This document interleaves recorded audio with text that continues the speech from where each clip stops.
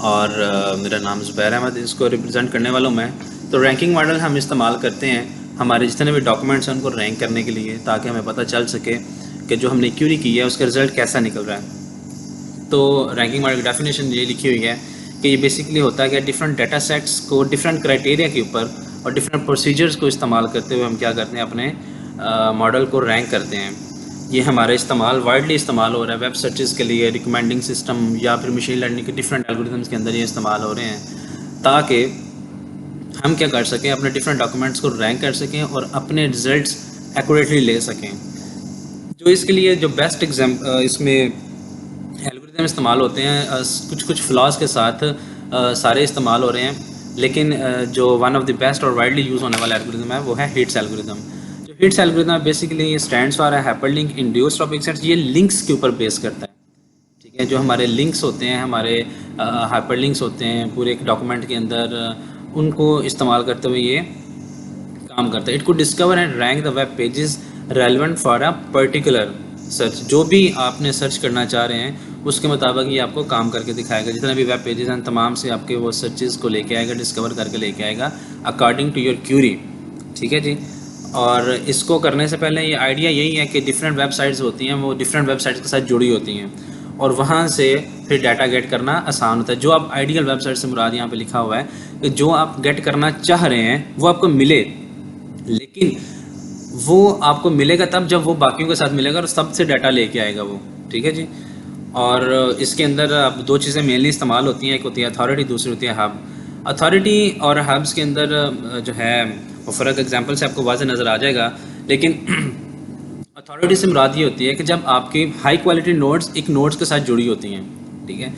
कोई भी नोड है ए बी सी डी और उस नोड्स के साथ वो जितनी भी हाई क्वालिटी नोड अटैच हैं, पॉइंट कर रही हैं उसकी तरफ, तो इसका मीन्स इसका मतलब है, इसको इन डिग्री भी कहते हैं और इसका मतलब होता है ये उसकी अथॉरिटी है। और हब्स, जब आप वो जो कोई भी एक नोड है जब दूसरी नोड्स की तरफ वो पॉइंट आउट कर रही है, तो जो भी नोड्स हों वो हाई क्वालिटी नोड्स की तरफ जब वो पॉइंट आउट कर रही होती है तो उसको हम हब्स कहते हैं। इसी की बेस के ऊपर हमारे वेब सर्चेज होती हैं और हमारा जो भी पेज होता है, जो भी हमारी क्यूरी होती है उसके मुताबिक हमें उसके रिजल्ट मिलते हैं। पेज रैंक भी इसी तरीके से काम करता है विद माइनर डिफरेंसेस, ठीक है जी।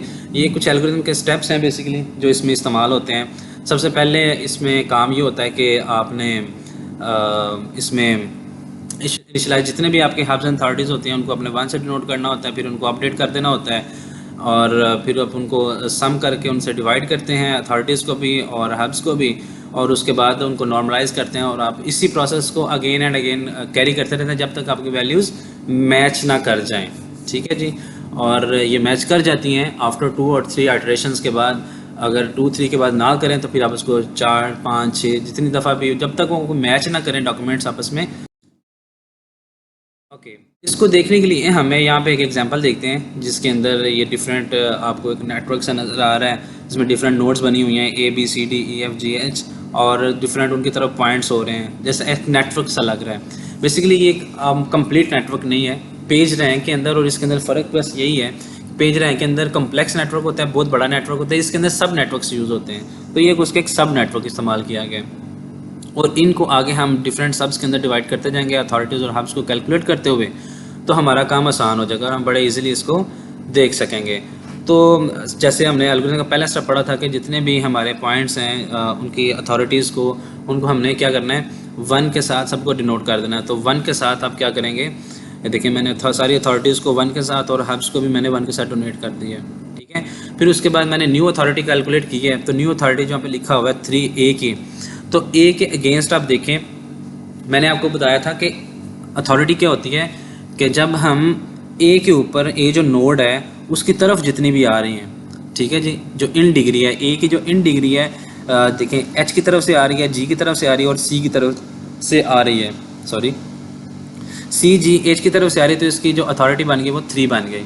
इस तरह बी जो है उसकी तरफ 2 आ रही हैं, एक ई आ रही है और एक डी आ रही है, तो इसकी अथॉरिटी 2 बन गई। तो इसी तरीके से आप सारी कैलकुलेट करेंगे एंड देन हम क्या करेंगे, इसकी हब्स कैलकुलेट करेंगे। और हब मैंने आपको बताया था किसी भी नोड की जो आउट डिग्री है उसको हम क्या बोलते हैं, हब्स बोलते हैं। तो ये हमारा इसका सेकंड स्टेप था कि हमने उसकी जो न्यू अथॉरिटीज़ और न्यू हब्स उसके कैलकुलेट करने हैं। जैसे ए की उसने हब लिखी हुई है 1, तो देखें ए की जो 1 इसलिए लिखी हुई है, ए नोड की तरफ देखें और ए की तरफ सिर्फ ए की जा रहा है, ए की तरफ से जो बाइट जा रहा है डी की तरफ वो ए की है, ठीक है।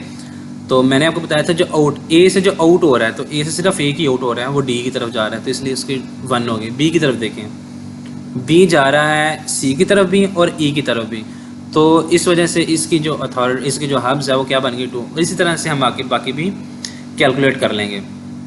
फिर उसके बाद हमने क्या करना था, इसको नॉर्मलाइज करना था। तो नॉर्मलाइज करने के पहले हम क्या करते हैं, सारी अथॉरिटीज़ को और सारे हब्स को कैलकुलेट करते हैं। ये अनफॉर्चुनेटली दोनों की 15 एंड 15 आई है, हब्स भी 15 आ गया एंड उसकी जो अथॉरिटी है वो भी 15 आ गई। तो फिर इनसे क्या करना है, आपको दोनों से डिवाइड कर देना है सबको, ये न्यू अथॉरिटीज़ और न्यू हब्स को अपने 15 से कर देना है डिवाइड। ये देखें सारे डिवाइड हो गए। कुछ यहाँ पर आप इनको सिंपल भी कर सकते हैं, जैसे 3 और 15 है तो आप इसको 1/5 भी कर सकते हैं, 5 और 15 है तो आप इसको 1/5 भी कर सकते हैं, तो ये 1/3 भी कर सकते हैं। तो इस तरीके से आप इसको कैलकुलेट करेंगे और फिर उसके बाद आप एक नया टेबल बना के जो आपने पहले वाली कैलकुलेट की हैं उनको आप ओल्ड का नाम दे देंगे और फिर न्यू वाली कैलकुलेट आप करेंगे। ये बेसिकली आइटरेशन चल रहे हैं जो मैंने आपको बताया था। अब इन आइट्रेशंस को करते वक्त आप क्या देखेंगे, अगेन अथॉरिटी कैलकुलेट करनी है तो आपने फिर से उनकी इन डिग्री देखनी है। तो आपके पास इन डिग्री ए के पास क्या आ रही है, सी जी एंड एच।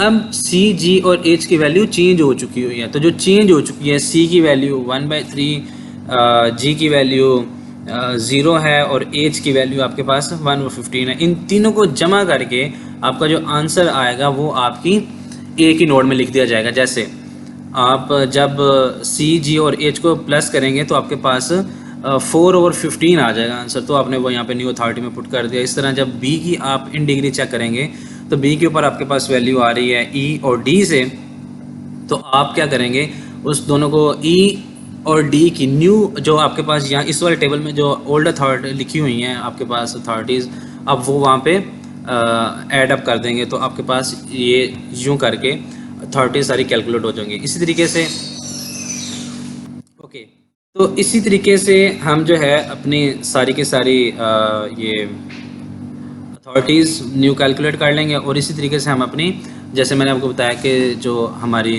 हब्स होती हैं वो किसी भी नोड की आउट डिग्रीज होती हैं, तो हम आउट डिग्री चेक करेंगे। जैसे ए है तो इसकी ए की आउट डिग्री चेक करें, ए की आउट डिग्री सिर्फ एक है डी, तो डी की हम जाके जो न्यू वाली वैल्यू है डी की, जो यहाँ से हमने ओल्ड हब से ओल्ड अथॉरिटी से हमने जो फाइंड की हुई है वो हमारी ये निकल आएगी। वो 2 और 15 थी यहाँ पे देखें, तो वो भी हमने वहाँ पे पुट कर दी। तो ये इस तरीके से हम क्या करेंगे, इसको कैलकुलेट करते जाएंगे और उसके बाद हम सबको क्या करेंगे, हम नॉर्मलाइज़ करेंगे। नॉर्मलाइज़ करने से पहले हमने क्या पढ़ा, अथॉरिटी सारी कैलकुलेट करनी है और इस तरह से हब्स कैलकुलेट करना है। तो यहाँ पे देखेंगे आप, तो यहाँ पर आपके पास जो अथॉरिटीज़ निकल रही हैं वो 35 और 15 निकल रही हैं, और जो आपके पास हब्स हैं वो कैलकुलेट करने के बाद 45 और 15 निकल रही हैं। तो आप इन दोनों को जैसे हमने 15 से इनको डिवाइड किया था, इनसे आप डिवाइड करेंगे और आपका प्रोसेस कुछ यूँ निकल आएगा, ठीक है। जब ये करने के बाद आपने कन्वर्जेंस फाइंड करनी होती है। कन्वर्जेंस मैंने आपको बताया था कि बेसिकली हमने जब एल्गोरिथम फाइंड करना है तो आइटरेशंस हमने करनी है तब तक जब तक हमारी अथॉरिटीज़ और हब्स में से कुछ पॉइंट्स सेम ना मिल जाएं। वो जो मर्जी हो, वो B C D E F G H में से कोई भी 2 3 4 जितने भी जो पॉइंट्स सेम निकलेंगे, हमने उनको तब तक उनको आइटरेशन चलाते जाना है। तो इसकी समरी के अंदर यही है कि तमाम ये वही प्रोसेस जो लिखे हुए हैं हम वो करते हैं और हमारा काम हो जाता है।